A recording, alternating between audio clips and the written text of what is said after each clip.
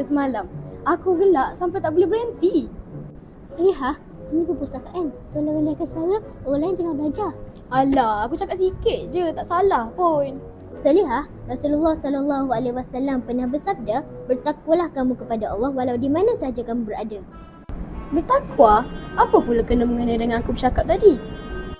Bertakwa maksudnya kita jaga perbuatan kita walau di mana kita berada. Di perpustakaan, bercakap kuat boleh ganggu orang lain. Oh, baru aku sedar. Aku telah ganggu orang lain. Dalam hadis yang sama juga, Rasulullah SAW pernah bersabda, dan susukanlah kejahatan dengan kebaikan, nescaya kebaikan itu akan menghapuskannya. Maksudnya aku kena betulkan kesalahan aku lah sekarang. Ya, itu tanda orang yang bertakwa dan berakhlak baik. Baiklah, aku minta maaf sebab bercakap kuat tadi. Lepas ni, aku akan jaga suara dan menghormati orang lain. Tak apa, yang paling penting kita sedar dan berubah ke arah kebaikan.